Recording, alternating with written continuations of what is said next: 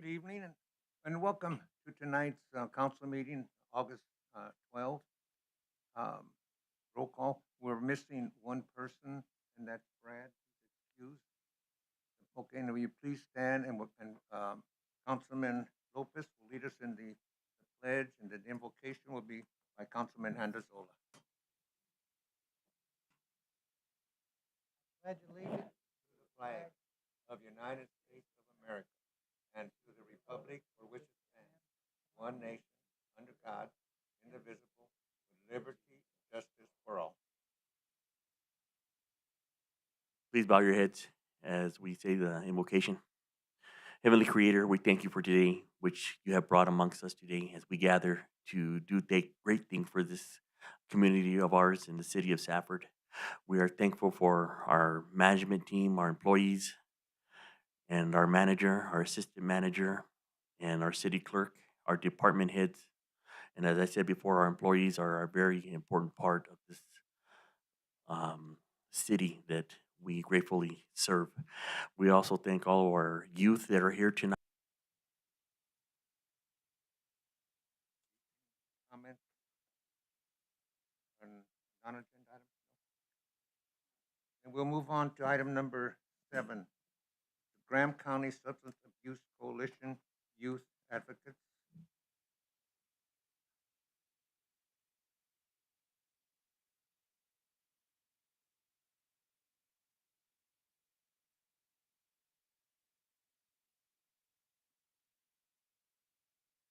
Hi, I'm Cadence Perry, and I'm a sophomore at Thatcher High School. And I'm Miley Preston, and I'm a junior at Pima High School.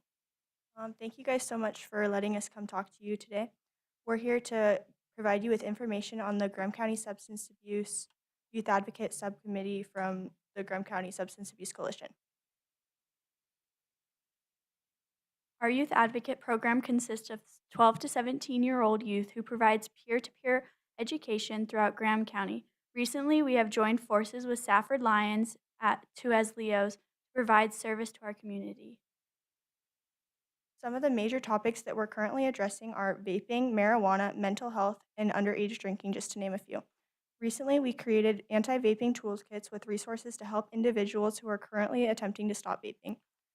In our toolkits, we have a pack of gum, a breathing necklace, some tool cards, and some cinnamon candy. The newest strategy we to educate our peers is by creating a podcast, which is currently in the works. Our goal is to address the youth topics. So something we have been doing is we got a old school donated to us, and we are currently renovating that. And one of the rooms will be specifically dedicated to our podcast, where we will be talking about many youth topics, not just about substance abuse and other things such as that. We will be talking about such like date ideas, just normal things for teenagers so that they have a place to go and will have a place to feel comforted. The youth advocates in our coalition are trying really hard to go beyond just our community. And so myself and another youth advocate applied to be Governor's Youth Commission officers, and our applications got accepted. So we're going to be there working with other youth from Arizona to address issues like that. And I think that's all. So thank you guys so much for listening to us. Thank you so much for taking so much interest in it. And good luck on what you're doing. Keep it up. Don't give up. Okay.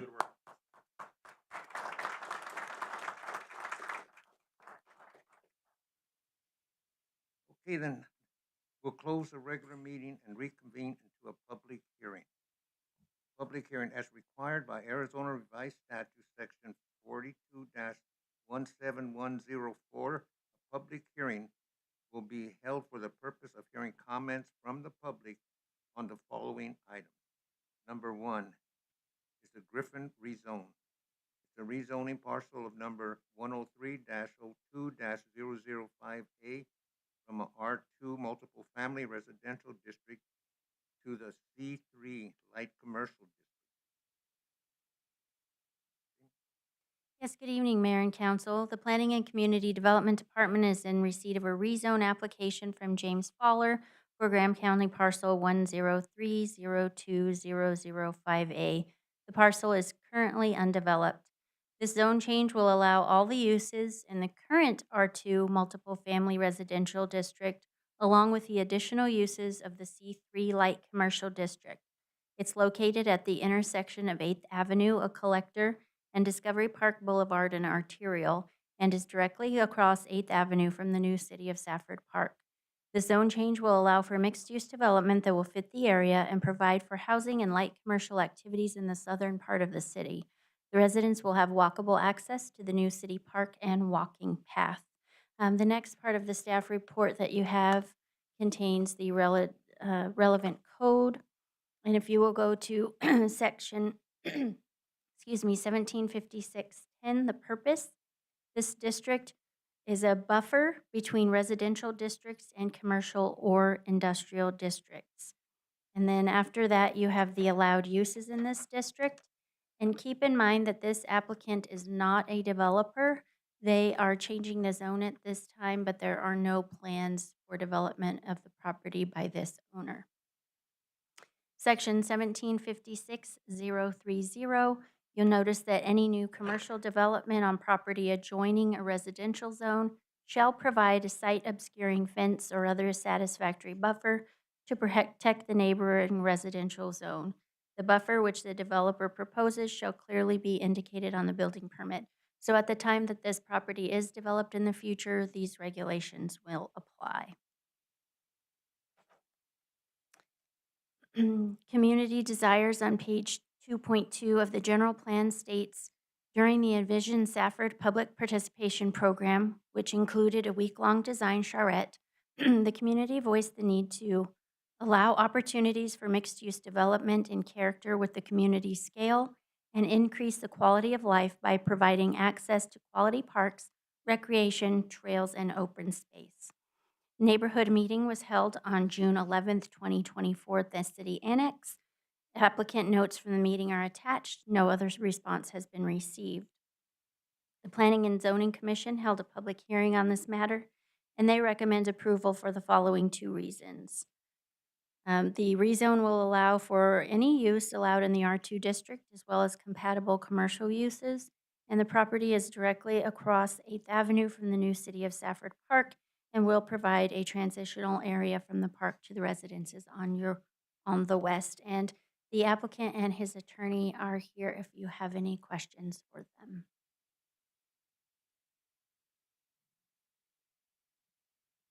Anybody in the audience have any comments, questions? Please. Good evening. My name is Greg Larson. I'm the lawyer for the applicants Alexandra and her son Jim Fowler, Alexandra Griffin. And I'm not sure that I have a whole lot to add to staff's presentation, but I am happy to answer any questions that staff might have. We believe that this rezone satisfies the general plan.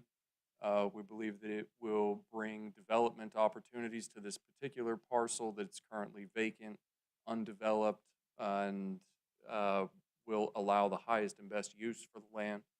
And we would request that the city council approve it. Thank you. You. Go ahead. Would there be like, my concern would be another Circle K kind of going in next to the park. Is that feasible? Not with this current zoning, Councilman Arbizo and Mayor Ortega. You'll notice that the uses that are allowed are listed, and a gas station is only an allowed use in C2. It's not listed on this zoning, so they would have to rezone it again to do something like that. You'll notice that it's medical offices, administrative offices, real estate, clerical, and neighborhood retail use, including restaurants, but no gas station. And if there were to be an alcohol sale use there, they would have to go through the state process and ours. That's my only concern. Yes, so that would be at the time of development. And there's no way that just referring to H, I want you to tell me that the convenience market, short of a gas station, is still not 6,000 square foot restaurant. Correct, yes, Councilman McGoy and Mayor Ortega. At the time of development, that's when we would discuss the use, the density, and what would be allowed there, including those uses. At this time, with the zone change, it's just adding it as a possibility. These owners are not developers, and they have no plans for the property at this time, so any comment on my part would be pure speculation. It would just, I think we've run one park well enough with a convenience store, and so I'm probably not going to go along with another one. Yes, and then you would have the opportunity with the liquor board as well. Thank you. Anybody else?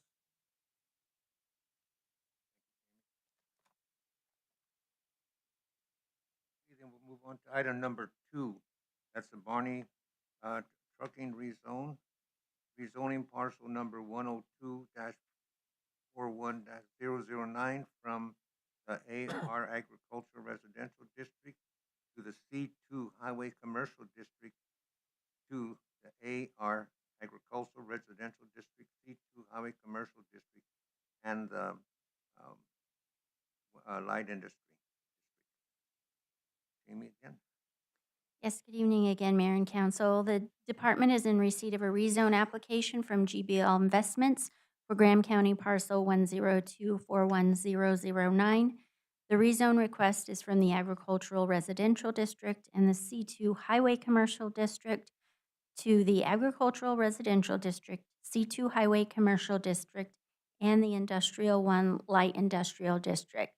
Barney Trucking was previously located in Graham County on Highway 191. They've purchased this parcel and want to move their business into the city of Safford. It was already split into 2 zoning categories before the applicant purchased it.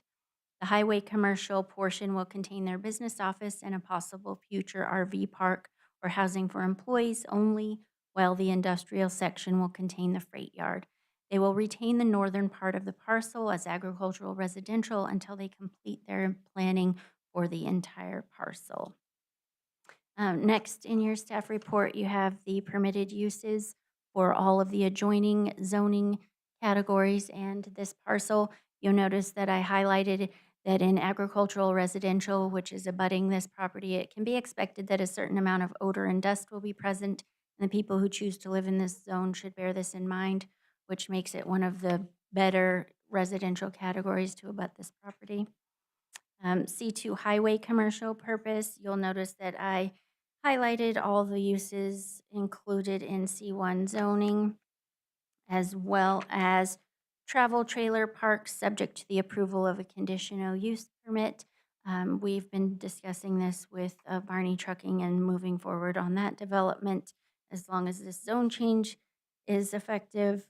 And then the light industrial, you'll notice that I highlighted in no locations which are suitable and appropriate, taking into condition land uses on adjacent or nearby properties, access to major streets and or highways.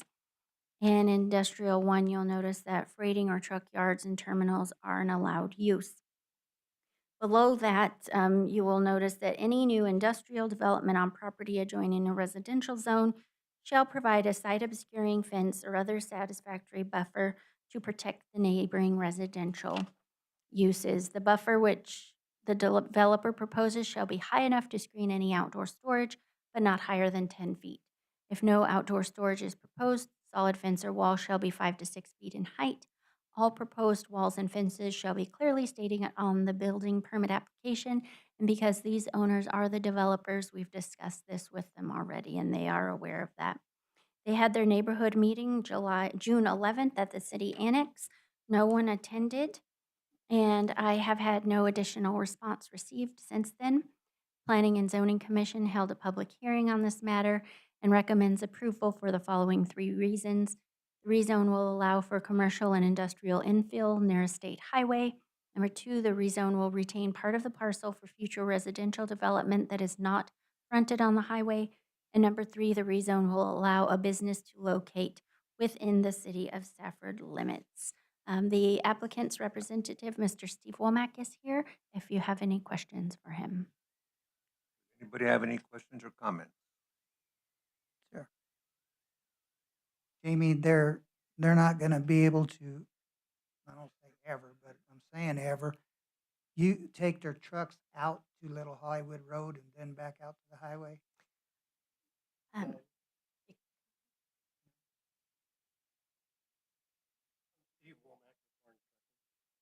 So no, we have a new approach now coming onto the highway and work with ADOT to get that all set up. So we've got a 45-foot entrance there where the trucking is going. And it won't end up being noisy to the neighbors when you start up them rigs, maybe?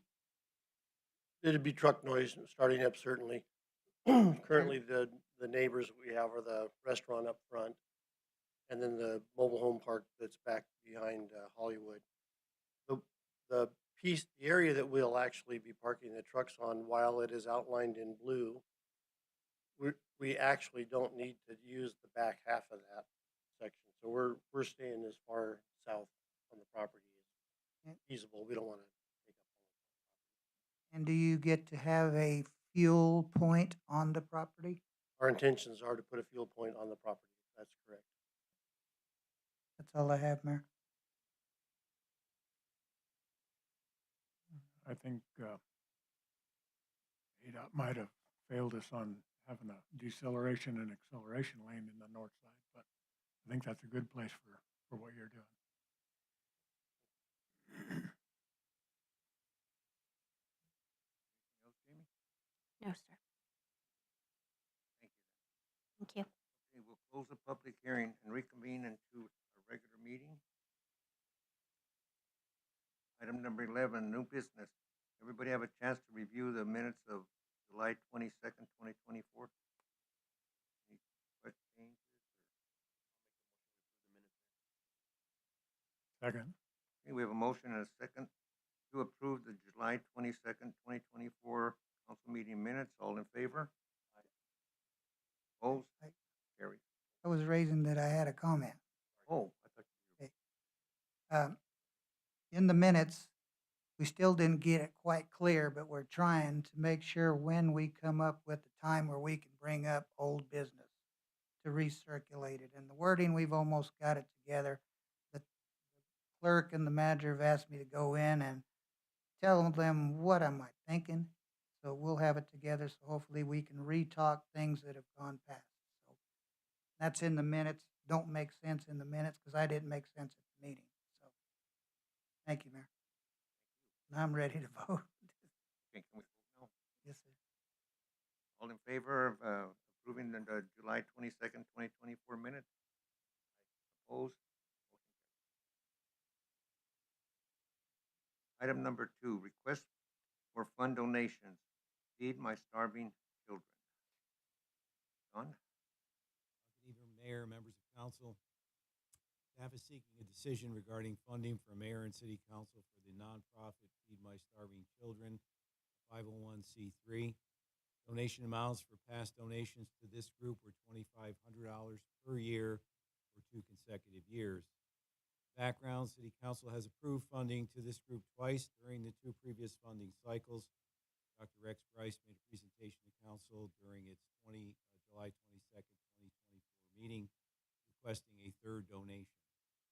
Analysis, currently the city provides funding in the form of charitable cash donations to local 501Cs. The monies identified do not include in-kind contributions.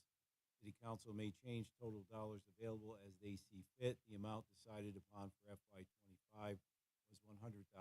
At the request of City Council, the application process created was extended from 30 days to 60 days for interested parties. The FY25 budget cycle will be the first time the program will be fully implemented, with FY 2024 having served as the pilot program year.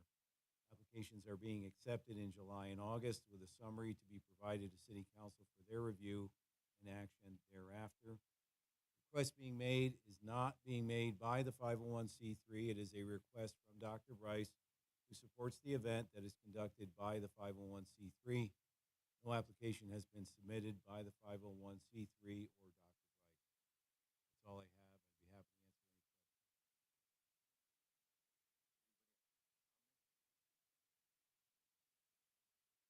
questions. So we have the program, right, for all the 501c3s to apply.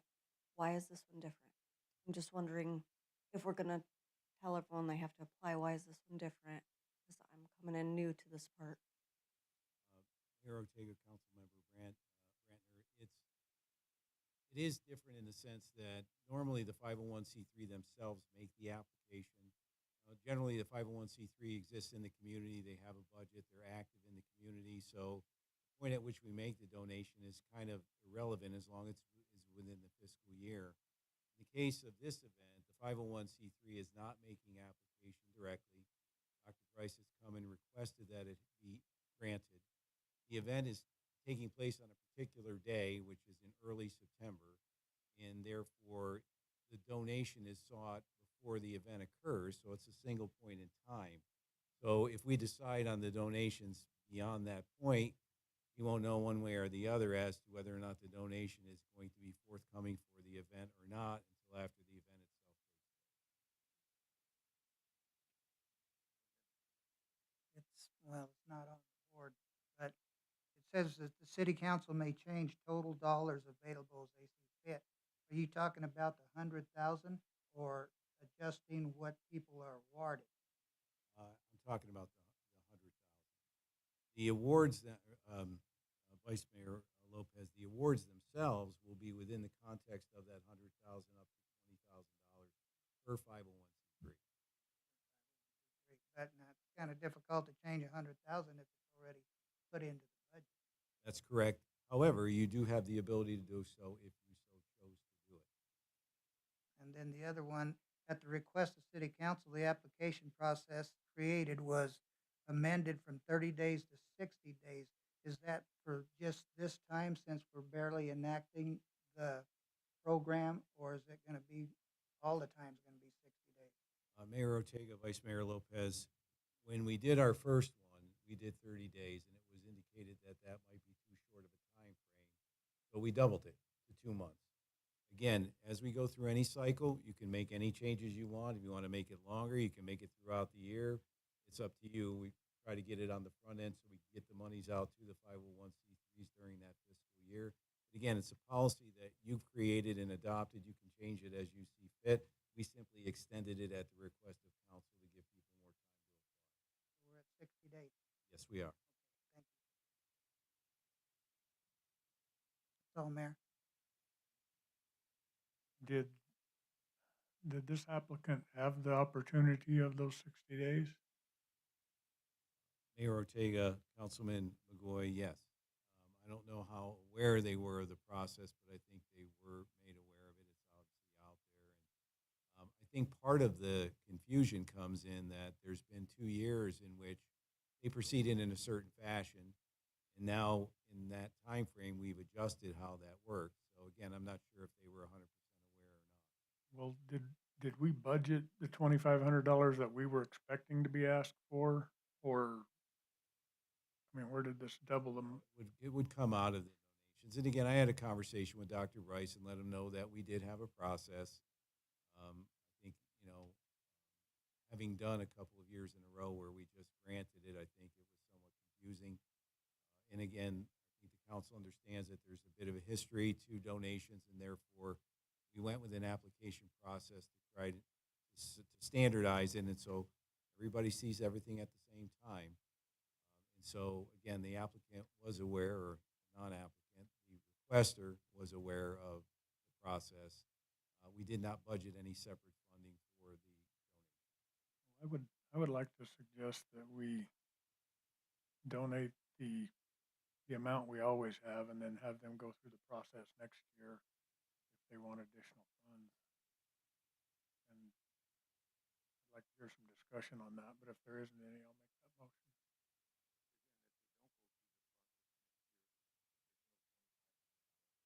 Correct. And I believe the applicant or the requester had requested that it be 5,000 this year. Yeah, so I think he was looking for additional funds, just to let you know. So the 501c3 is not the one requesting. So who would the funds be going to, since they're not the ones requesting? Mayor Ortega, Councilwoman Brantner, we would cut a check directly to the 501c3. In the past, we put their name on it, and it gets sent directly to them. Okay. Mayor? I believe I'm with Mr. McGoy. This is the second year, but some peoples haven't caught up. And so hopefully everybody will be caught up now for what we gave last time. And hopefully it'll get straightened out. You're talking about 2,500. Yes, sir, Mayor.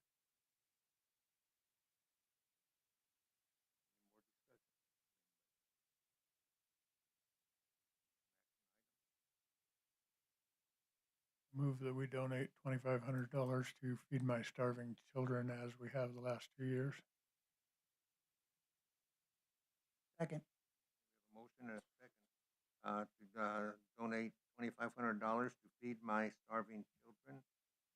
And this will be the last year, unless next year they have to put in the proper application. All in favor? Opposed? Carries. Okay, and we'll move on to item number 3, swimming pool circulation pump replacement. Lance? Good evening, Mayor and Council. Before I get started, before I forget, I wanted to introduce Jace Elkins on the front row here. He's our new city engineer. We hired him a couple weeks ago, and so you can feel welcome when you get a chance and let him introduce himself to you. So we're happy to have him on board. I also wanted to, since these next 2 items are mine and they're both going to be contingency items, I wanted to maybe preface them by talking a little bit about our life cycle maintenance that we're trying to integrate into our plans for public works in general and everything for that matter, which includes anything maintenance wise, building maintenance, garbage trucks, for example.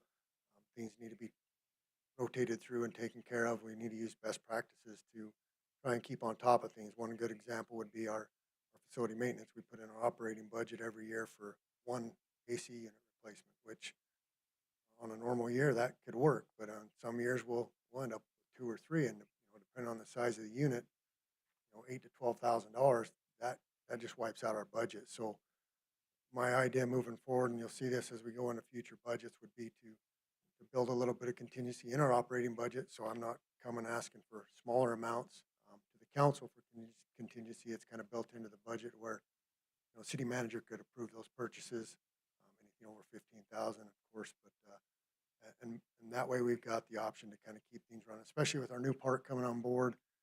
A lot of high-tech equipment going into a splash pad. There's going to be things that we obviously keep up to speed, keep maintenance on, and we're not going to replace things until they break, but if things need to be taken care of, we'll get them taken care of. So that's just kind of my opening to these items, and I'll start with the pool pump item, and we'll address any questions at the end of that. So this is a request for the mayor and council to approve the purchase of 3 20 horsepower, 3-phase epoxy coated cast iron pool pumps to replace the circulation pump and water slide pumps at the Safford swimming pool. Staff has contacted 3 suppliers. The prices varying from $76.78 to $82.87 per pump, with shipping costs yet to be determined because we haven't completed any orders yet. So basically about $8,000 a pump. A little bit of background. On June 25th of this year, our main circulation pump at the Safford swimming pool went out, and staff had to immediately close the pool.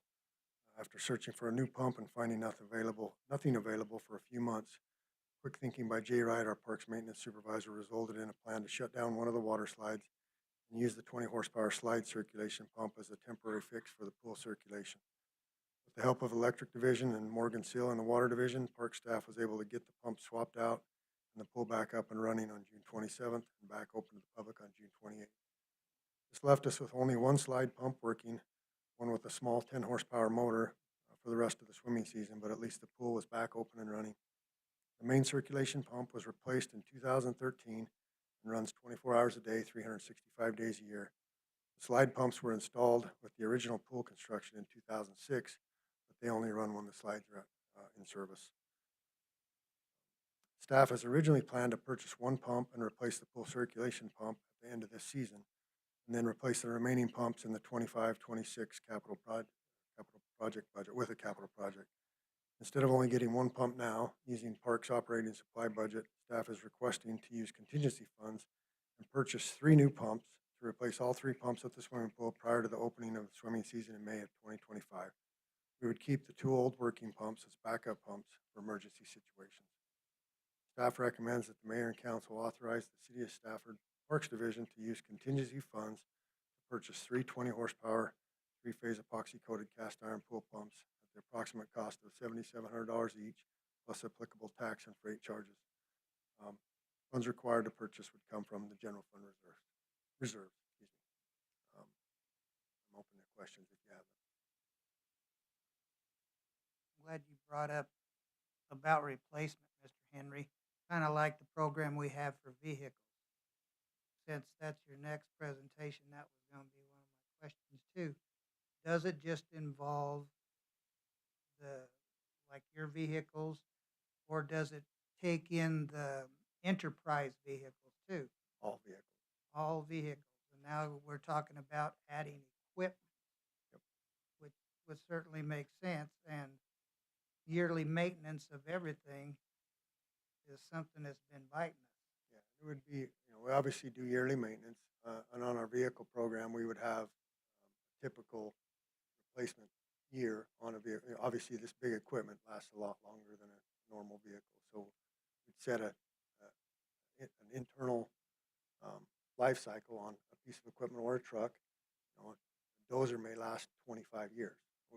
We'd obviously keep a dozer around. We'd keep that, and that's a big purchase, over $1 million. So you put that in the budget, and you plan to keep that up and running for that many years. Now pick up 5 or 6 year replacement, rotate it through, and keep it going. So it just depends on what we set as our life cycle replacement for that type of vehicle or equipment. Well, that'll certainly keep staff, everybody aware to keep their eye on it, and not be as surprised with air conditioning units or things like that. Well, and that doesn't mean that we're going to just start replacing AC units because they're 10 years old. Some will last, a long time. We don't want to do that. We don't want to replace stuff that's still working, but we want to be able to have the funds in place that if something does go wrong, we don't have to come and ask you for contingency money to do it. Now, you don't have a picture of it up there, but are you talking about just the pump, or are you talking about the entire apparatus? Just the pump. Yeah, it's just the pump that right in the main line. It's a circulation pump. It's a 20 horsepower pump. It's attached to a screen filter. We're not even replacing the screen filter. Because you can see where the impeller is and all that, and that's not part of the deal. The impeller is part of the pump. So that that thing on the left is the screen. That canister opens up. There's a screen in it. It's just the motor and the pump in the middle. That's it. Okay, because there's not something else getting ready to go out on that. So the impeller is inside that center section. Yeah. And so the screen is just a canister with a big screen in it, catches all the hair and stuff that comes out of the pool, and then we'll attach the pump right to the canister we already have. And is anybody in the valley, IES or Allen's, or anybody able to rewire one of these? Well, we took our old one to Allen's to look at, and they looked at it and said, I wouldn't throw any money at this thing. It's just not worth it. So they recommended we just buy a new pump. Okay, so hopefully they're keeping an eye too on the slide, and the coating on the slide isn't going to burn somebody. Because you just say this pump runs 365. This one runs, well, I want 3 of them. I want to so right now we have one slide pump that's a 10 horsepower that's underpowered. It's the one that works. 20 horsepower is what we took off and put on the pool. I want to put 2 20 horsepower motors on the slides so they both function and flow enough water, and then put a new pump on the pool itself, and then keep the 20 horsepower that we've got running right now, and then 10 horsepower as backup. In case we have a slide pump go out, or in case we lose another pump at the pool, we can just swap it out. I'll have a brand new one sitting on the shelf waiting for the day it goes out. We've got something to get us by. Thank you, Mr. Henry. Other questions? Lance, I may be getting in the weeds here, but can we, if we put these 3 pumps in, can we specify on our water park that this is the pump we want for, and then at some point, once we have 5 or 6, we could afford to keep a spare? We can talk to our designer and see what that requires. I have no idea what kind of horsepower or flow. These are high flow, and this is 700 gallons per minute type pumps. I don't know if they're that big for that splash pad. We can definitely ask the question though. That's a good point. So we got the right same parts.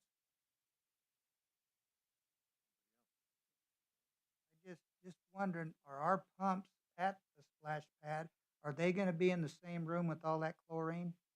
They will be, yeah, they'll be in the back of. So we have one restroom that's going to have a back of house, almost similar to Thatcher's.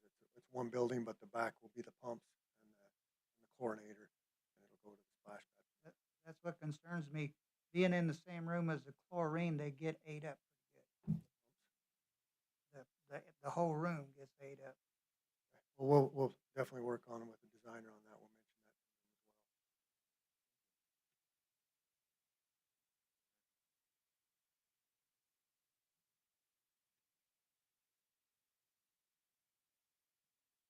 Any other question? This is an action item if you want to. I think our pool needs to work when it comes to opening day, so I'm gonna move that we purchase these three-phase epoxy coated cast iron pool pumps and have them installed by May. Second, 2, purchase 3 20 horsepower, 3-phase epoxy coated cast iron pool pumps. All in favor? Aye. Opposed?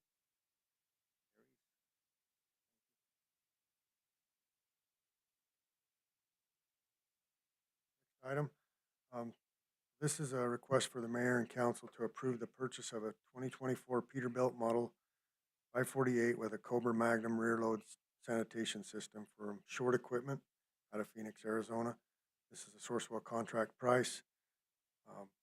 Little background on this. So the City of Safford Sanitation Division currently has 2 rear load sanitation trucks, with one of them used almost daily, used to do commercial routes, bulk pickup, servicing, that kind of stuff. We currently have one 2008 and one 2015 rear load truck. The 2015 has outlived its useful life and is starting to become a maintenance problem. The 2008 has outlived its useful life, and we recently lost the engine in the truck. The cost to replace the engine is approximately $35,000. Unfortunately, replacing the engine would only fix one of the ongoing issues that we are having with this truck. Staff has priced out a new rear load truck from Short Equipment, which is already built and available in Iowa on the ground, and it's for $262,836. Staff has found that the Sourcewell contract price submitted by Short Equipment satisfies all the legal requirements of the bidding process. The City of Safford Fleet Division and Finance Department are in the process of setting up a life cycle maintenance plan for the Sanitation Division that would have all of the sanitation trucks on an 8-year replacement cycle. We have 8 trucks total. With a fleet of 8 sanitation trucks, this would mean that we would eventually be replacing one truck per year and rotate them out. So we're not running into this problem where we've got trucks that are 15 years old and breaking down on us. Staff recommends that the mayor and council authorize the City of Safford Fleet Division to use contingency funds to purchase a 2024 Peterbilt Model 548 rear load sanitation truck from Short Equipment at the price of $262,836 plus any applicable tax and freight charges. Funds required for this purchase would come from the Vehicle Replacement Fund. I'm open to questions.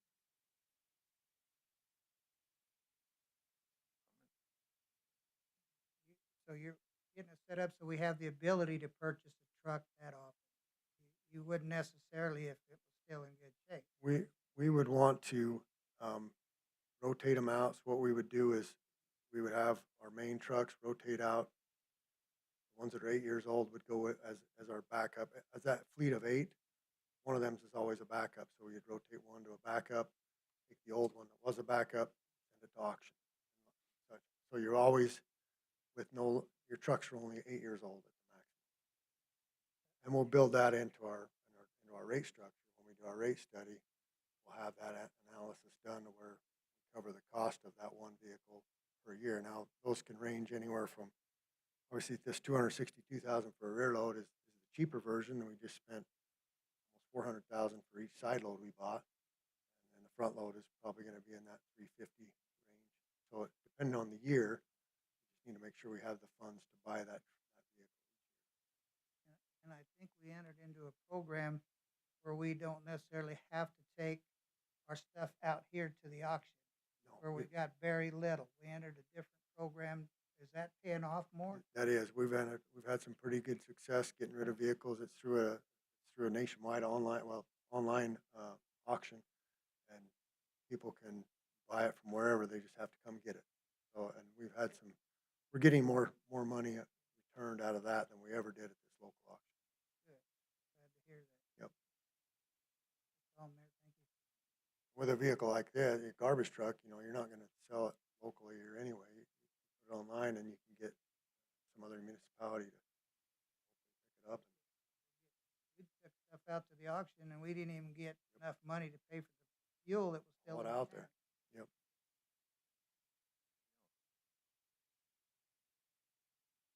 This is an action item.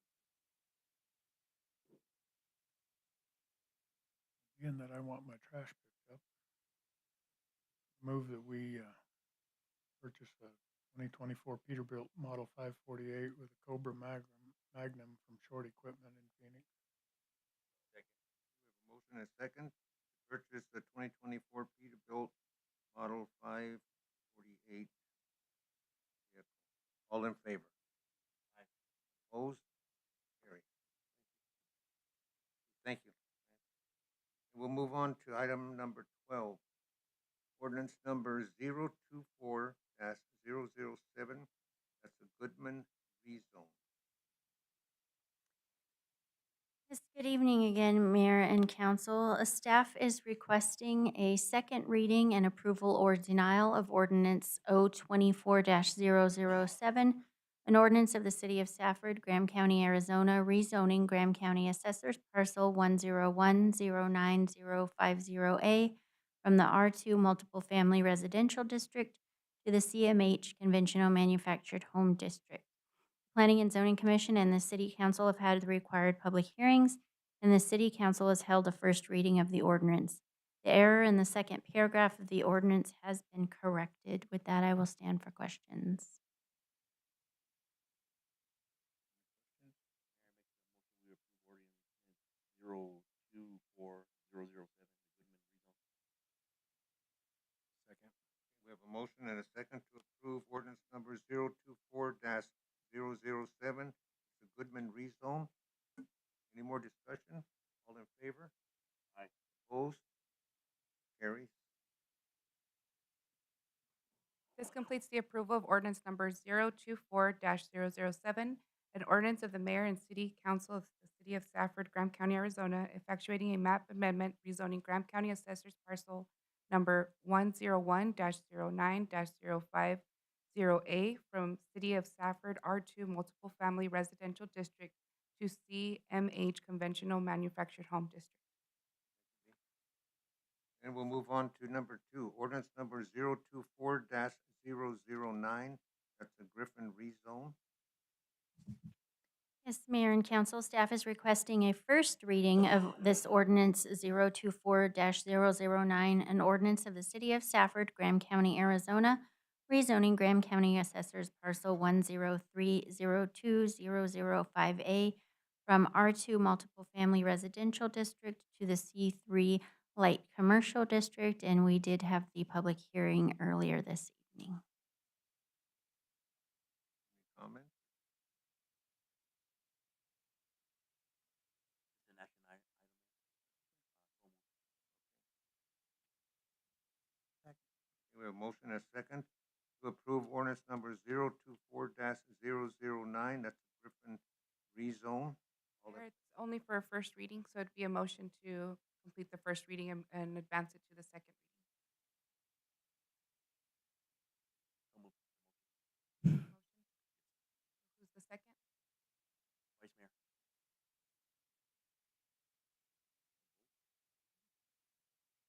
All in favor? Opposed? completes the first reading of ordinance 024-009, an ordinance of the mayor and city council of the city of Safford, Graham County, Arizona, effectuating a map amendment, rezoning Graham County Assessor's Parcel Number 103-02-005A from City of Safford R2 Multiple Family Residential District to C3 Light Commercial District. And we'll move on to item number 3, ordinance number 024-010, GBL Investments, Barney Trucking Rezone. Yes, Mayor and Council, staff is requesting a first reading of this ordinance, O24-010, an ordinance of the City of Safford, Graham County, Arizona, rezoning Graham County Assessor's Parcel 10241,009 from agricultural, residential, and C2 highway commercial to AR agricultural, residential, C2 highway commercial, and industrial 1, which is our light industrial district. And we did have the public hearing earlier this evening. Move that we go ahead with the first reading of ordinance O24-010. Second. We have a motion and a second to approve ordinance number 024-010. Favor? Opposed? Carries. This completes the first reading of ordinance number 024-010, an ordinance of the mayor and city council of the city of Safford, Graham County, Arizona, effectuating a map amendment rezoning Graham County Assessor's Parcel Number 102-41-009 from City of Safford AR Agricultural Residential and C2 Highway Commercial District to AR Agricultural Residential, C2 Highway Commercial, and IND-1 Light Industrial. Okay, then we'll go ahead and move on to item number 13, contracts and agreements and bids. Number 1, municipal advisor 5-year contract. Roy? Mayor, council, good evening. Let me just get my screen up. This is a request for mayor and council to enter into a 5-year contract with Lewis Robertson Birmingham Public Finance Advisors for municipal financing. Municipal finance services are professional services provided to the state and local government and municipalities and other entities to assist them in planning, structuring, and issuing bonds or other forms of debt. Municipal advisors play a crucial role in ensuring entities obtain best possible terms and conditions when their financing needs. And here's the list of detailed things that a municipal advisor. I think what you'll see for these next 2 items I have under contract. In the past, the city of Safford has used one. Stiefel has served as both your municipal advisor and your bond counsel because their firm can do both. What we're looking to do is take lessons learned from the past and break this up into 2 contracts. So then you have multiple voices weighing in on when to do a bond refinance and how to do a bond refinance. So this part is the municipal advisor. Think of this as the finance person that brings expertise to the market that I can't bring. They understand that there's SEC laws, there's state laws, and there's other federal laws that have to be abided by, and they keep us in compliance with that. They're also looking at our debt portfolio. We do have a little bit of debt here at the city of Safford. For the most part, we're conservative and haven't issued a lot of debt, but we do have debt. So they look for opportunities in the market to refinance that debt for more optimal rates whenever that's possible. I don't have the bandwidth in my current duties as finance director to constantly monitor the municipal bond market to see if financing is available. So this is what our municipal financer is. Basically, it's a person that can be in my ear telling me, hey, this is a good time to refinance. And as we come up with CIP projects in our 5-year plan, he can be telling us, hey, here's the best time to enter the market. Here's the best time to not enter the market. So this is kind of a secondary finance director, you could say, that specializes in bonds. And it breaks apart the bond counsel from that actual financial advice. So with that said, I'll turn it back to the council for any questions.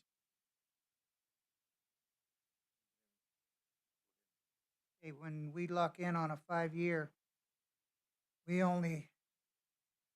we're not paying monthly charges. We pay only when we utilize the service. So municipal advisors, mayor, council, and vice mayor, municipal advisors only get paid when we actually issue debt. So they are always looking for opportunities to issue debt, and they get paid on commission. But that in mind, they still offer us advice even outside of things that they get commission on. So, but they technically only get paid when you actually issue bonds. And this bunch here knows how to deal with like our electric department, our our enterprises, not just municipalities that don't own their own things like that. So yeah, Mayor, Vice Mayor, municipal advisors are usually in all facets of bonding, whether it be excise tax, which is truly general fund, or utility taxes, which are specific to enterprise funds. This firm I have past history with. I came from an entity that issued billions of dollars of debt, and this municipal advisor firm served as one of our secondary municipal advisors for their expertise in analyzing businesses. So I'm familiar with this firm, and I think that I can trust them in the advice that they would give for all of our utilities and/or our general fund. Because we have not talked anything about bonds. Last time we did any bonds or got into such a thing was when we were making the pension of the police department, trying to catch up on it. Mayor, Vice Mayor, you are correct. The last time we were in the bond market was a year and a half ago. We have no plans in the near future. We do have a 5-year CIP that we can start looking at bonding options if additional costs come up. What's good about bonds is you're basically putting the onus on paying on future taxpayers, not on the taxpayers that are here today. So bonds allow us to space that over time rather than making us come up with cash all at once. And cash is always good in a municipal environment to have cash on hand. So using debt and leveraging it when necessary is a very good thing. Yeah, making the future people pay for stuff seems to be the way things are going on right now in the world. I don't necessarily want to put it in our children's pocket when we can face it. So you haven't got me on that one. Now it says something about tax exempt status maintenance. I didn't know. Where's that going to come in? So as issuing of all debt, you have to be aware of whether it's tax exempt or taxable debt. Most debt that we'd be issuing would be tax exempt, but there's certain criteria that have to be met. So between our municipal advisor and our bond attorney, they both have to one has to write an opinion, one has to give us his advice on whether or not it meets that tax exempt criteria that the IRS would allow us to get the lower interest rates. The IRS is very protective of tax exempt. They don't really like it. It's not a way for the federal government to earn their revenues. So they try to deny bond issuance under tax exempt often. So between our municipal advisor and our bond attorney, they both would come up with a reasonable opinion about how to get there. So There was a lot of reading, a lot of questions in here with who's our city's finance team? So anytime we do a bond issuance, we would bring together a finance team, especially if it's like an airport project, you'd want your airport, because how you spend the money and issue the debt is all wrapped together, knowing when our cash flows are needed, when we need the money, when we don't need the money. So you need the construction person there, so you need your city engineer, Jace. You'll need your airport manager if it's an airport project. You'll need myself as the finance director. You'll need the city manager. And all that comes together in a team to decide when, where, and how we're going to issue bonds. There was something said in here also reading that it might be helpful in the rate study.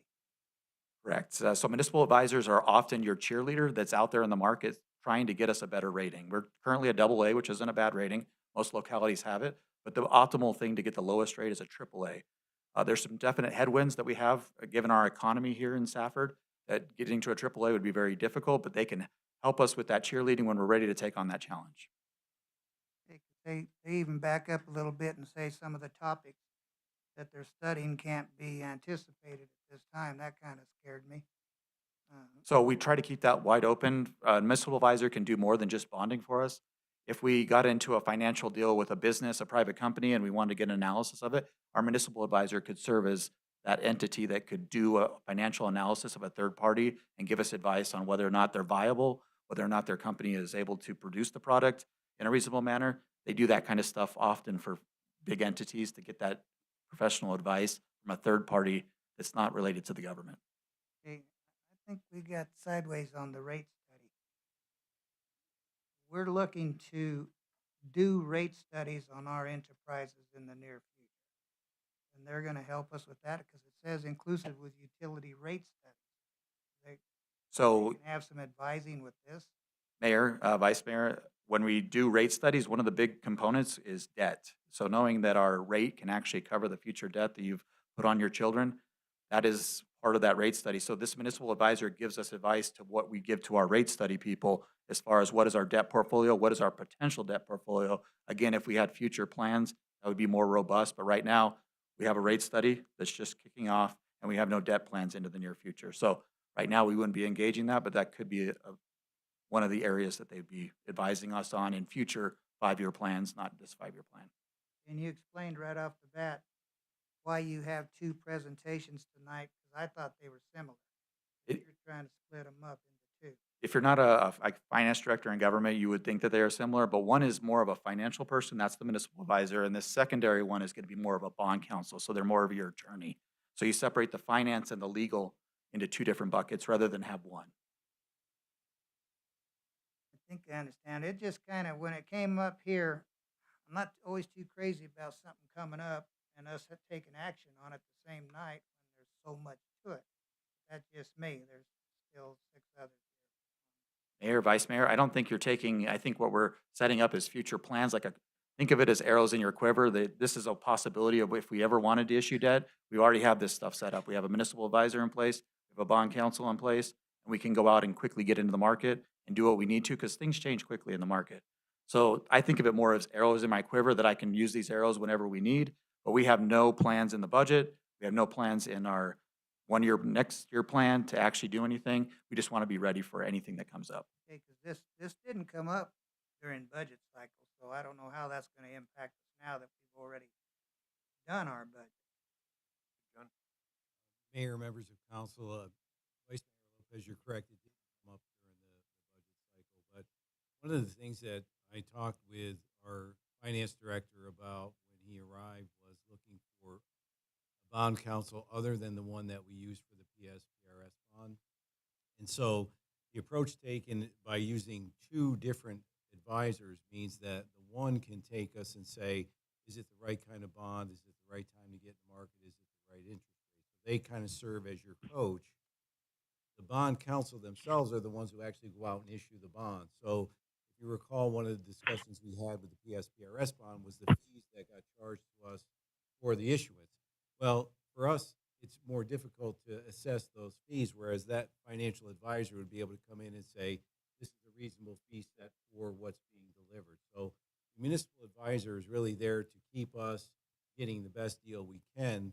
The bond counsel is really the entity that goes out into the market and issues the bond, right? So they're very narrow in their scope. The advisor helps us make sure we get the best deal. I don't mind you having the tools you need to take care of business. I like the idea that it's not going to cost us anything unless we use it. That's kind of a promise. Troy made it. Troy made it? Okay. I just have a quick question, sorry. Go ahead. Over there. Sorry. Is there a reason why you just went with the one? I mean, I know you have a previous relationship with them, and I'm kind of leery of doing something like that. I don't want someone stepping forward and saying, well, you only went with them because he worked with them. Did you look at other ones? Can you put forth maybe some numbers from the other companies so we can look at those and compare? I would rather make a decision based on a comparison than just a one, this is what I came up with. So is there a way to get us some information so that we can compare their fees and services Mayor, before we make a final decision on this? Mayor, Councilmember Ratner.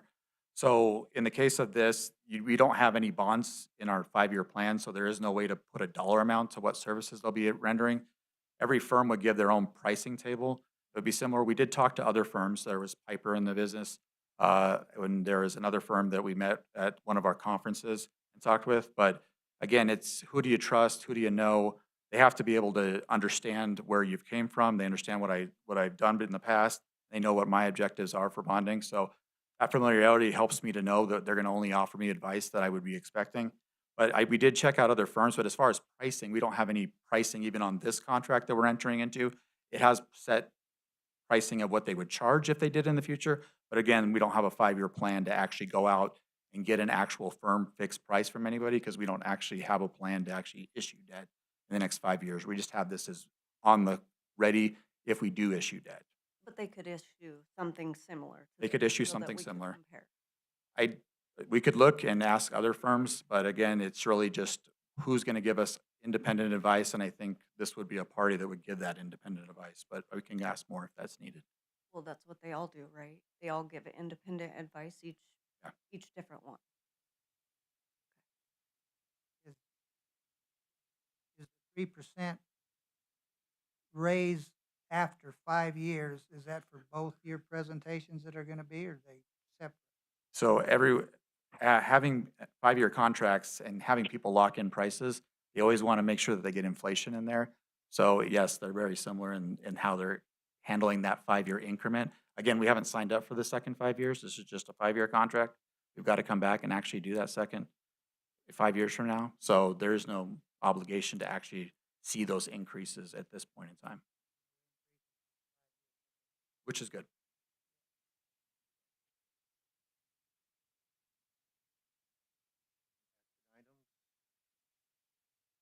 Mr. Mayor, Yes. this is Bill Sims. Troy has brought a creative approach to these contracts. In the past, smaller jurisdictions have sort of relied on financial advisors who have pre-existing relationships with attorneys. And oftentimes, that symbiotic relationship works well for the attorneys and the financial advisors, but maybe not the city or town. What Troy has done is he went out and found an independent financial advisor. And then he called me and I recommended Tim Stratton. Tim used to be at a very large firm. I've actually recommended him to some of my other smaller cities and towns, and his rates are really lower than what the larger city towns rate. But most importantly, he's independent of this financial advisor. So you're truly going to be getting independent advice. That sometimes is not the case. I think it's one reason Troy brought this company to you. And Troy, where are they based out of? The municipal Salt Lake advisor? City, Utah. Yeah. So this is a creative approach. And the other benefit primarily on both, particularly with the attorney, is you get free work. I mean, you will call him and you'll try to put together deals and he will work to put together the deal and he doesn't get paid unless it closes. So this really is a creative approach and it does sort of put Troy and the city in charge as opposed to relying on a financial advisor who has pre-existing relationships with law firms. Thank you, Bill. Any more discussion? No, I thought I read that there wasn't no cost sometimes for just simple advice. There wasn't gonna be a charge. I don't know if there's any more discussion there, if you feel comfortable with it or not.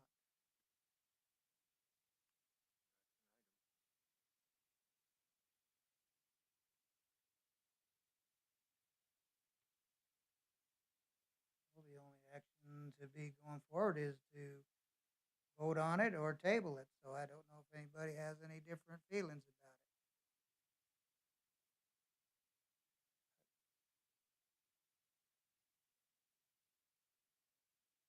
I don't think we're in a big hurry for this, are we? Like you said, there's no debt. And can you get Councilwoman Brantner's, can you get her some more information that will We can definitely do that. help her? I think I'd like to see us table it until. Do we need a motion on the floor for the table? Is that item We haven't heard two yet. Two, yeah. When recommended on two, like Bill said, he has a relationship with this firm, and I think they have a better approach than what you're looking for. On which one? Yeah, I would The bond recommend, counsel. I would recommend separating the two. And if you wish to table the first, you could do that by motion. Councilman McCoy, you want to make that motion on the? I move we table the municipal advisor 5-year contract. I'll second it. Motion is second, to table the municipal 5-year contract. All in favor? Opposed? Move on to item number 2. Mayor, council, get there, almost there, right there. This is a request from mayor and city council to authorize and enter into a 5-year contract with the Stratton Law Firm, PLLC. The municipal bond counsel is a specialized attorney or law firm that provides legal advice and expertise in connection with the issuance of municipal bonds. This legal professional plays a crucial role in ensuring the municipal bonds are issued in compliance with federal, state, and local laws. I think the key about this firm that Bill has pointed out is that this firm handles small localities in the state of Arizona. So they're familiar with our situation, they're familiar with how much staffing we have to actually do deeding, and they have a relationship with Bill. So your attorney, your city attorney, would be able to facilitate which bond attorney is doing the work for him, and they can trust each other's opinions. So I think in this case, it is beneficial to have a relationship between your attorney and your bond attorney. So I would still recommend the Stratton Law Firm, PLLC. The one thing that they provide that a municipal advisor doesn't provide is that actual compliance with bonds. So that we do have debt out there, there is certain yearly requirements we need to meet, and this firm can help us make sure that we're meeting those yearly requirements, because those things often get put by the wayside. They only happen once a year. So this firm would be a key to that. Also, they would weigh in on our tax exempt status, and again, looking at whether we've done the right things in the past. They can look at whether the issuances are legal with the various SEC and state laws. So risk assessment, they do a lot of things to make sure that we're not issuing more debt than we can actually afford to pay off. So they're a good thing to have in your corner, especially separated from your municipal bond attorney or municipal financial advisor. So turn the time back over to Mayor and Council. So they're going to be looking over the bonds that we currently have now and and they're gonna be doing our annual reporting, so you won't have to, or you'll We be the still one? have to do the reporting. They just advise us and let us know in emails that, hey, you have to get this report out. So we're kind of that canary in your shoulder telling you what to do. But they're not actually doing the They report. can't actually do it for us. The city of Safford has to sign it. I have to sign it. I have to do the work. So And is there a charge for that if they're usually, telling you? see, they only get paid when they issue debt also. So as they do more debt with us in the future, they will actually earn their keep. But for the right now, they'd be taking on debt that they didn't issue in the past and giving us advice as far as compliance with that. So that's one of the things they'd be asking them to take on without compensation necessarily. And I don't know this part, but that's not a conflict for them to advise on debt like they didn't issue or they didn't advise on in the It's beginning. not specific to that debt. It's more of just general compliance rules of what we have to do. It's general to all debt. Anybody else?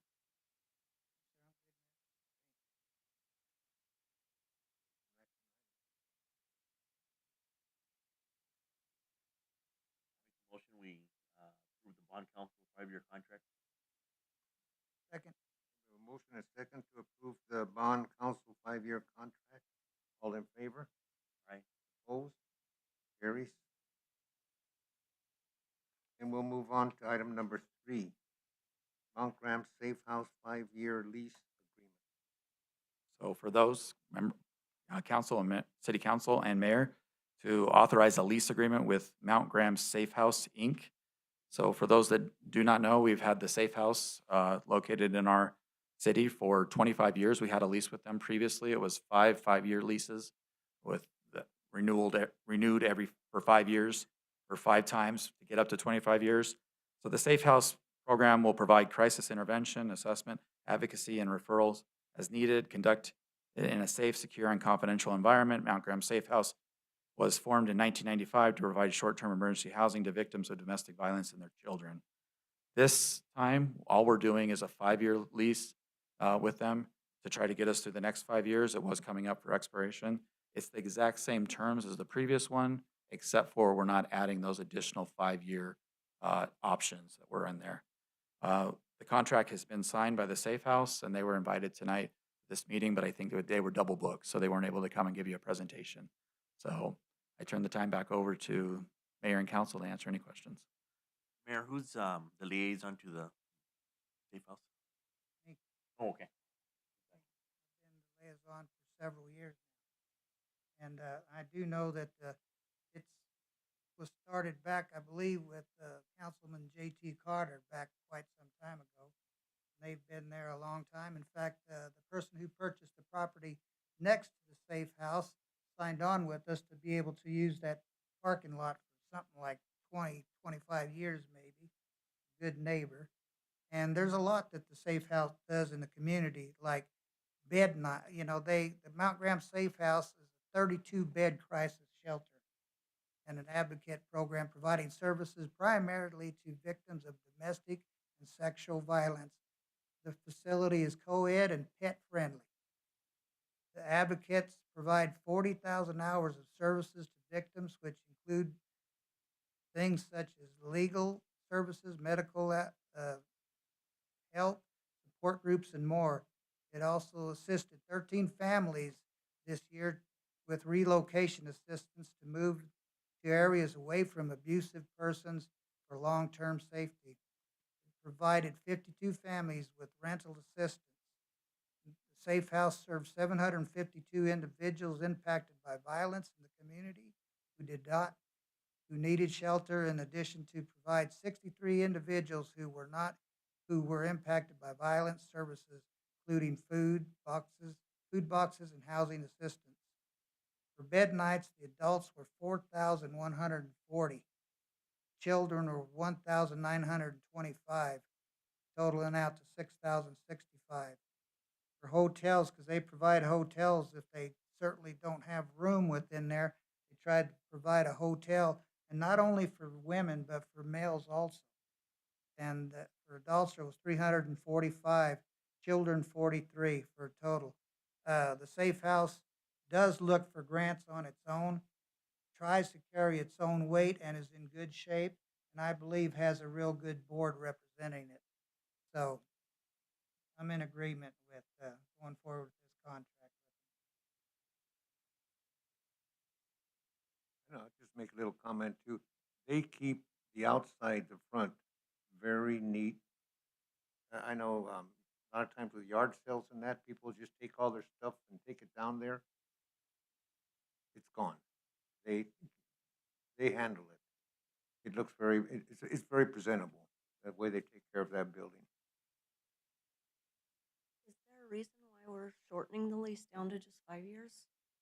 Is that something they requested, or are we expecting them to want to move, or? There was no request on their side as far as the length and term, so we just tried to get to a 5-year cycle so that we can approach every new council in the future in the next 5 years with this, and let them make decisions rather than lock us in for a 25-year term. Mr. Lopez, are you making the motion? Oh, yeah. Make the motion that we accept the contract on the Safe House. I'll second Another that. 5 years. We have a motion. We have a motion and a second to a new lease for the Mount Graham Safe House, 5-year lease. All in favor? Aye. Opposed? Carries. Number 4, gas detection equipment purchase. Raymond?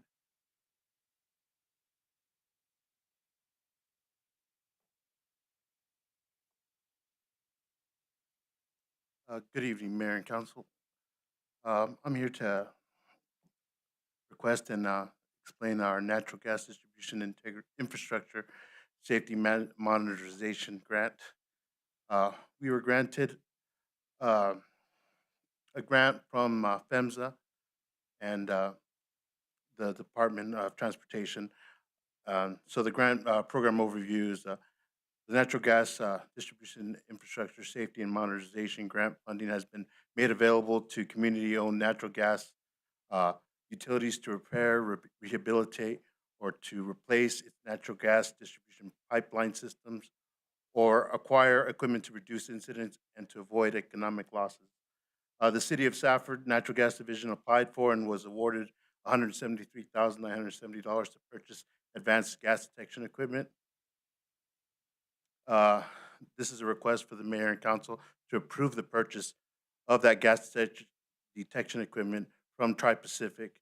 Tri-Pacific is the sole source for sensitive equipment, and grant funds will be utilized. We also utilize currently sensitive equipment.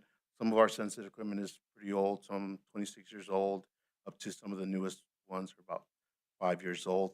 We put in a wish list of what we would like and the top of the line equipment that's available. We are updating yearly, but this will just shoot us way up. And these are the top of the line equipment that we will be able to get. The grant request will be for 4 Sensit MD2 methane detectors, 4 Sensit Gold 3 gas detectors that we'll take into the home, 4 of the LZ50 lasers that we can actually go over a person's fence. We don't have to go over there and knock on a person's door and go into their yard. And then we also have a Sensit VMD vehicle methane detector that we can actually just drive through the streets and pick up leaks that way. So, and we also will have a actual calibration station. So we don't have to send this equipment in unless it breaks or malfunctions. We can actually test it right there at the office every month and verify it's up to date with everything. This is a 0% match grant, so it's all grant funding. just to cover it, Tri-Pacific is the sole source for Sensitive Technologies. Sensitive Technologies lead detection equipment has been utilized by the city of Safford for the last 30 years. Since it is made in America, updated equipment pre-tax and pre-shipping is 171,435. We did request 173,000 because the actual quote was higher back and price is lowered since then. So training on this equipment will also be provided, and the delivery estimate is 2 to 12 weeks, and we're waiting for PHMSA to finalize the grant funding, and that'll be the payout will be between 60 and 90 days. This is also coming at a perfect timing because Arizona Corporation Commission is actually looking at updating the our gas detection equipment policies and what ranges we can, the minimum ranges we can detect. And so a lot of our equipment, at least 4 to 5 pieces of equipment, won't fit in that. So we'll be having to actually get rid of those pretty quick. And this came at the perfect time. Is there any questions, comments?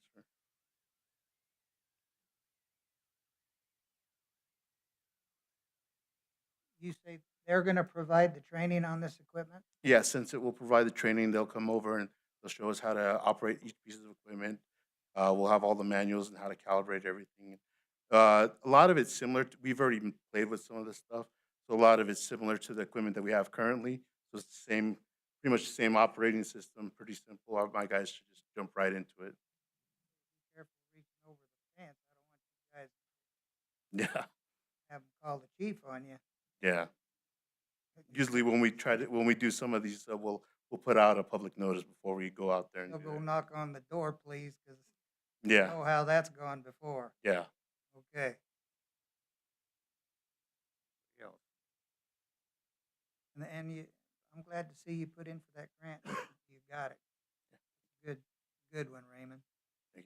And that basically, you said, will bring us up, so when these new regulations come through and all that. Yeah, we'll be good. And the last regulations from 1986, so the new ones will be the 2023 version.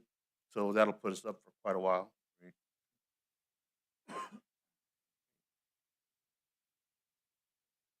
Anybody else? An action item. So moved. We have a motion and a second for the purchase of the NGE ISM grant fund. That's gas detection equipment. All in favor? Aye. Opposed? Carried. Thank you. Thank you. Go on to item number 14. Report on operational items. Neighborhood Watch. Good evening, Mayor and Council. We've completed 1 year of the Neighborhood Officer Program, and Andrew has prepared a presentation for you this evening to give you a little recap, and he'll also go into detail about our abatement program that you set aside $50,000 for last year, and he will detail how those expenditures were completed and what services we provided.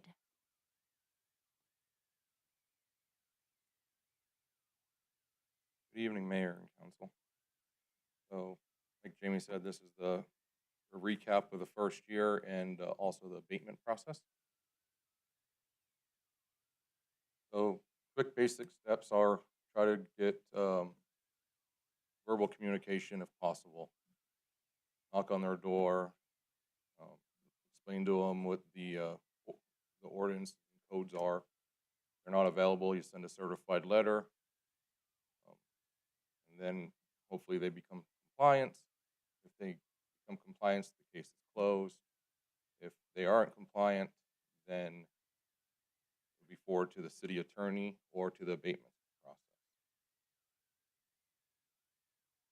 So from July 23 to June 24, we had 34 forwarded to the city attorney, 167 certified letters sent resulting in compliance, and 2 abatements, and many illegal signs removed around the city.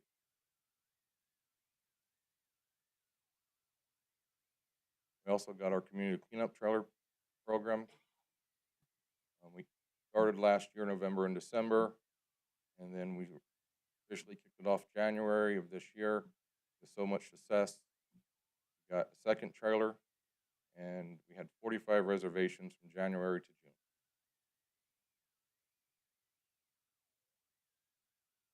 So the abatement process, if the property owner doesn't comply with the voluntary compliance, we can do abatement, which is our last resort.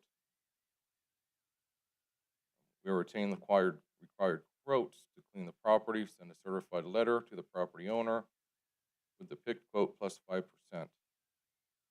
The owner has time once again for voluntary compliance or appeal to council for the work possibly being performed.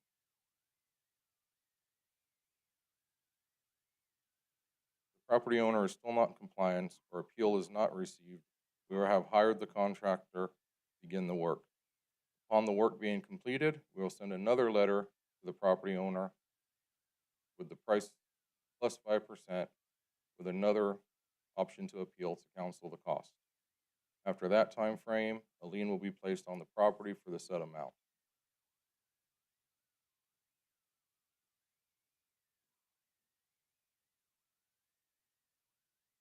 So a timeline from start to finish for abatement, if we can get verbal contact, it's about a 2 weeks. What I try to do with everybody, if we can get verbal, we try to give them 2 weeks, and then go back and check to see if they're in compliance or they're working to become compliant. If we can't get the verbal contact, then they get the first certified letter. And then we have to wait 30 days from the date that they signed for that certified letter.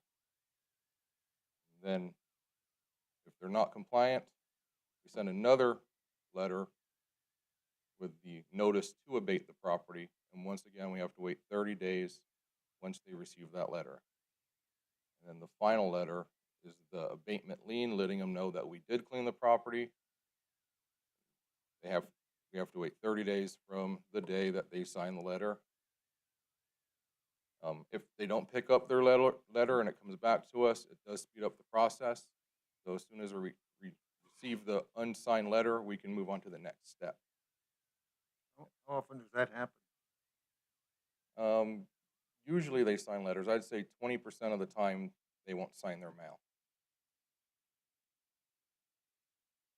So for the abatement process, if everything goes as planned, it takes over 100 days to do an abatement process from start to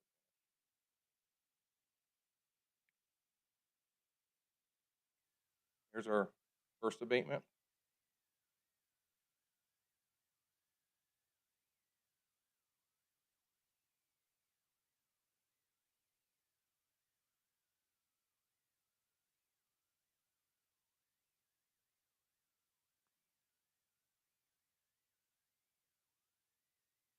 And our second abatement.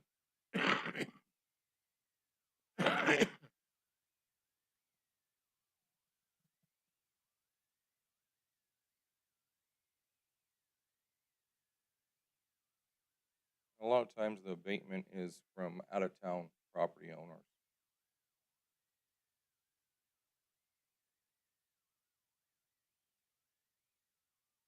And I'd like to give a special thanks to the Safford Police Department and the Public Works Department. Any questions or comments?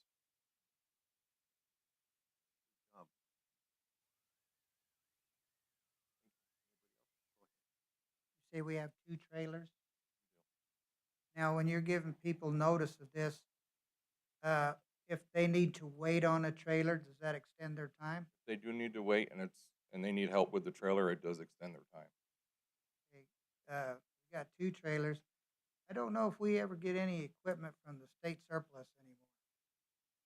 Those are pretty expensive trailers. I don't know if we could have got some trailers from the state surplus to utilize that anymore or not.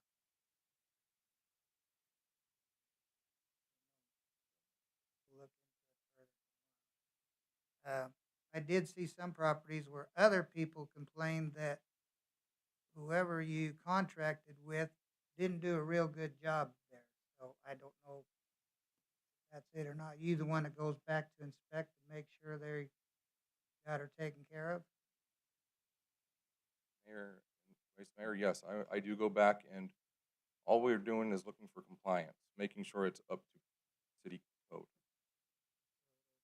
There was just some big old tree trunks that I thought could have been hauled off too, or would have been part of the bid. We do get a bid on this, do we not, or you just had to hire somebody? No, on them, we did get quotes. Thank you, sir. Mayor.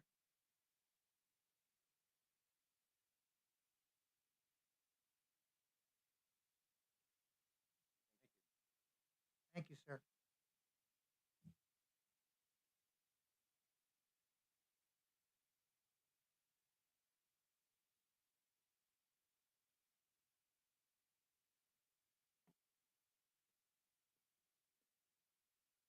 Good evening, Mayor and Council. This will be the airport operational update for 2023 through 2024. Just to give you a brief overview of some of the projects we've completed over the last year, as well as to give you an idea of what we're doing moving forward as we're in this new budget cycle and move forward.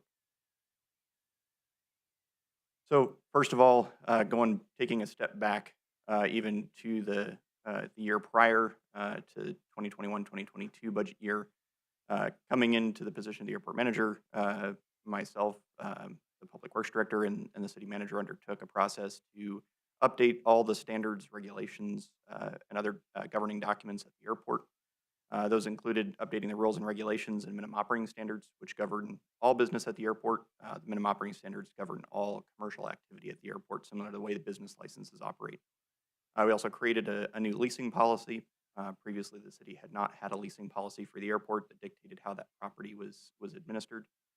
We updated Title 19 of City Code, updated the rate and fee schedule, and also audited all of our leases, resulting in all of our leases coming into compliance and finding leases that had expired and needed to be renewed as well. In the past year, we have increased our operations. We had 19,000 total operations last year. An operation counts as a landing or a takeoff at the airport. So basically, anytime the wheels of an aircraft touch the surface, we are able to count those. We have an electronic system that captures that data so that we can apply for grants using that information. We did find that over 60% of our flights are non-based, meaning they're not owned by individuals here in the Gila Valley. They're owned by either companies coming in using the airport to do business or flight schools out of the Phoenix area that do heavily use the airport as well. And obviously, during the summer months, our primary operations come from wildfire support. We see a large spike May through July from both rotary and fixed-wing aircraft supporting wildfire operations in the area. Over the last year, we also completed several capital maintenance projects. We completed an internal project that was awesome. We got our streets department out. And as you can see in this photo, they completed a crack seal, seal coat, and repaint on Taxiway Echo. This was great as we weren't having to wait on state funds to be able to do this project, which we may have had to wait an additional 5 years for. We're able to complete this project at a relatively low cost and use internal labor, and the project came out great, and we greatly extended the life of that surface. We also just completed our Runway 1230 lighting and signage project. That project was closed out about 2 weeks ago. And we're currently in the process of updating all the signage on Taxiway Alpha. Both of those lighting and signage projects involved removing either old incandescent or halogen fixtures and replacing them with LEDs. Those are grant-funded projects from the FAA. So not only do we get new, nice fixtures, but they're also more energy efficient. So our utility bill at the airport should go down pretty significantly. And then finally, next month, we're going to be completing our Taxiway A mill and overlay project with funds from ADOT. That was a project that was budgeted last year. It was supposed to be completed in the last budget year. Unfortunately, ADOT had some delays in their contracting process, so it got pushed out a little bit. But we are on track to complete that project next month. Finally, development. So we did quite a lot of leasing and hangar construction over the past year. We did 6 new general aviation hangar leases. These are all relatively small in size. We did standardize lease sizes at a 100 by 100 lot. 100 by 100 lot leases for $2,000 a year to those individuals. They come in and they build a hangar on that ground. We're also in the process of building our 10 new T hangars. As you can see in the photo, folks get some dirt work done. Public Works Department came in and internally completed the dirt work. and the contractor is out. They're actually pouring concrete tonight on that project. We did also do one new commercial aviation lease for Ponderosa Aviation. They're going to be building some more large hangars. They're outgrowing their current infrastructure. They're now over 100 employees, and they need the additional space. They've also been buying more airplanes, which is awesome. And then we have another commercial hangar that's scheduled for construction at some point this year. We're looking at PHI Air Medical for that project. Next would be the business park. Obviously, this was a new venture starting about a year ago. We started looking at utilizing some of the property off airport that's still owned by the city and is part of the airport parcel. Previously, it wasn't really useful for any aviation development since it's across roads from the runways. So we took that parcel and were able to subdivide it. That drawing here was actually completed by Jace when he was still working over at Bowman a couple weeks ago. We got all the lots laid out. We've already got 3 new leases in that area, totaling over $41,000 in revenue, plus, of course, all the sales tax revenue that'll bring in. And we're in the process of doing more development. The drawing you see here is the infrastructure and utility plan for that area so that we can bring some roads in starting this year with a CIP project that we have over the next 2 years, and then continue build out as we get more leases. Current projects, Ponderosa Metalworks has been completed, and work is ongoing on the Bridgestone property. They've got their contractor on site. They expect to be completed the weekend of the air show in November. They've got a large haul truck tire repair facility is going in out there, which would be awesome because that'll bring in all the sales tax revenue that they generate from that property, which is relatively high. And then we also have a laydown yard for an irrigation company as well. You may have seen some trucks with NDRIP logos on them, and those are all based out at the airport as well. Obviously, the highlight for the public last year was our airfare. This is the first time we'd had a large aviation focused event at the airport in several decades. We got an amazing turnout, had several thousand individuals from the valley and beyond come out. It was an all static event. It was really great to see participation from the military, law enforcement. We had DPS out there and Stafford Police Department, as well as numerous private individuals that brought their aircraft out to share with the public. Additionally, one of our big pushes over the last year has been marketing, trying to take the airport and put ourselves out there in larger markets in Phoenix, Tucson, and beyond. Obviously, we did rebrand the airport and we did the renaming process, and I think the new logo came out really great. We've gotten some great response to that already. Additionally, we did go to some trade shows last year, primarily. You guys got a presentation back in, I believe, November. Went to a trade show in October in Las Vegas. I made some good contacts in the business aviation community. And then doing some social media outreach as well. And we're currently utilizing the Commerce Authority as well to reach out to some of these businesses that may be interested in locating themselves at the airport. So next year, or I should say this year, focus. So obviously, as I mentioned earlier, we're going to construct more commercial hangars. We've got one project lined up already that's in the budget. As I mentioned, for PHI Air Medical, we're still waiting on some contracts to move forward, so we move forward with that project.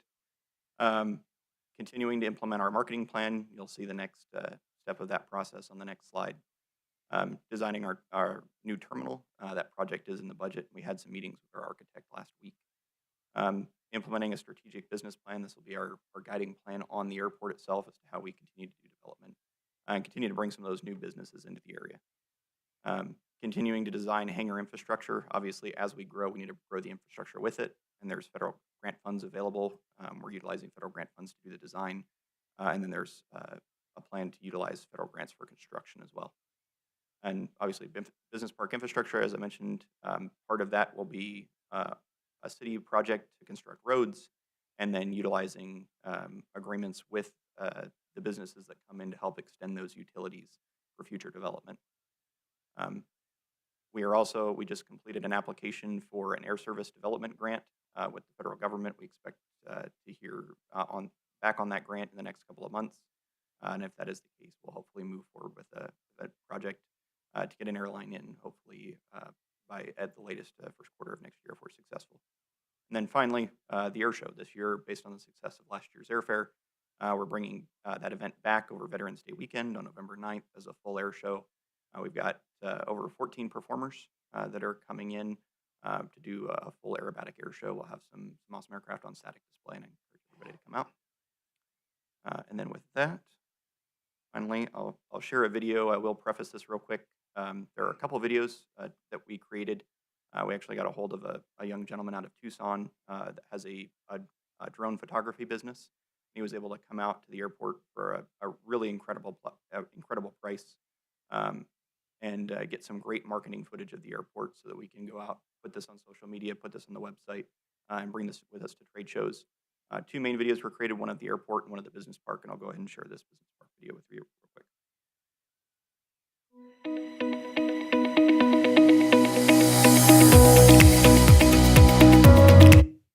Not playing on the... Sam, I need help. I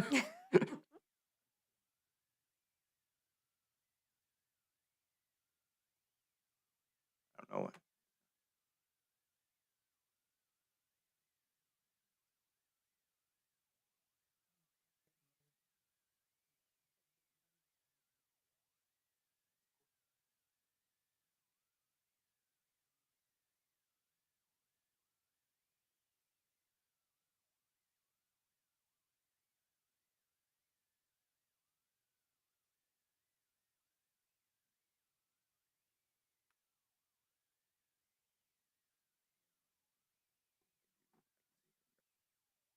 Give me just one moment.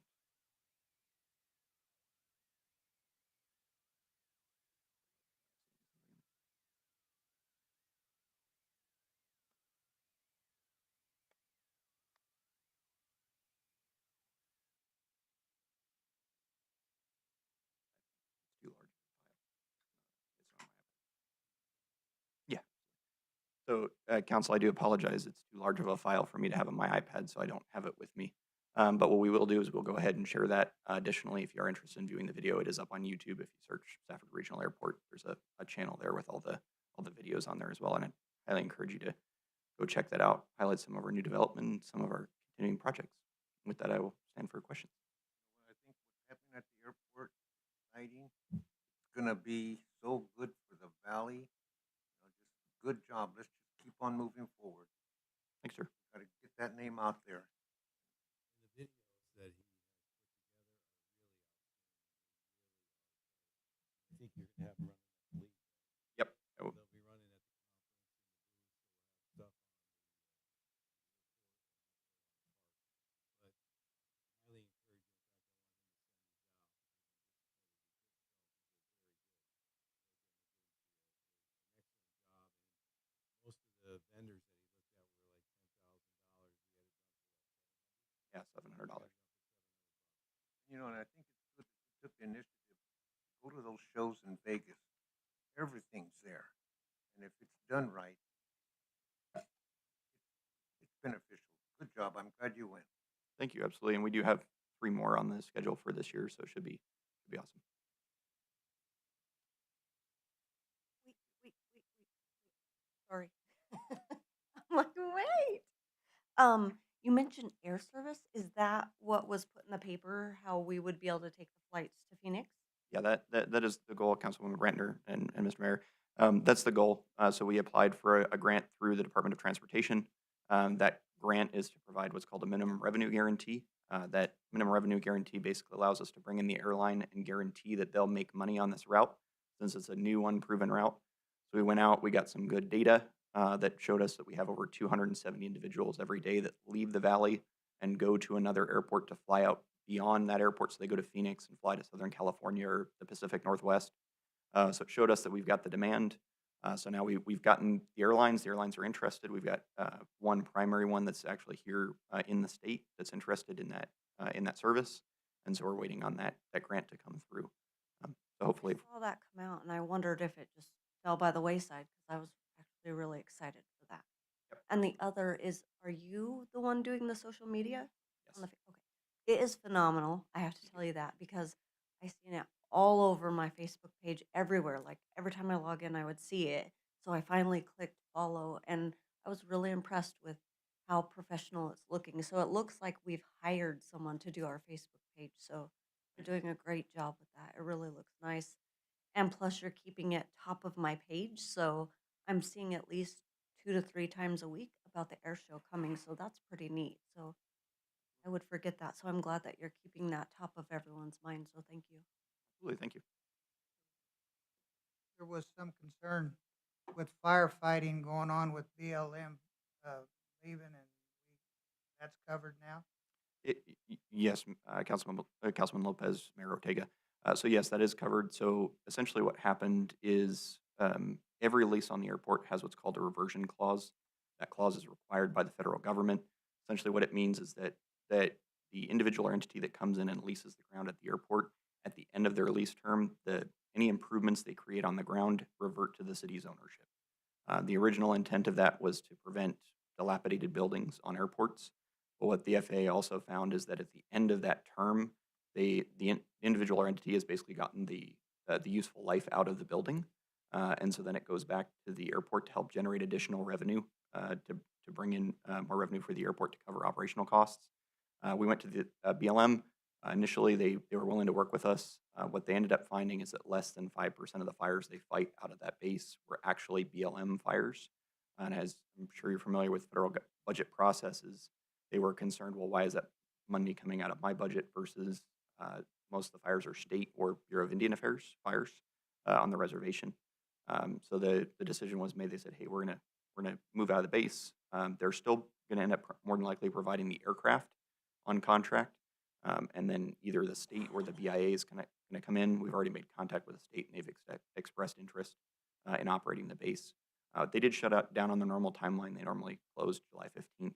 They needed those aircraft up in the Pacific Northwest with all the huge fires they have going on there. Sir. Absolutely. Okay, then we'll move on to item number 15, announcement of current events.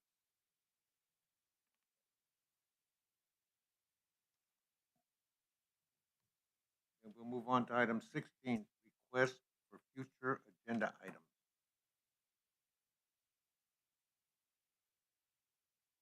None? Okay, then we'll move on to item 17. I make the motion, we adjourn. All in favor? Aye. Opposed?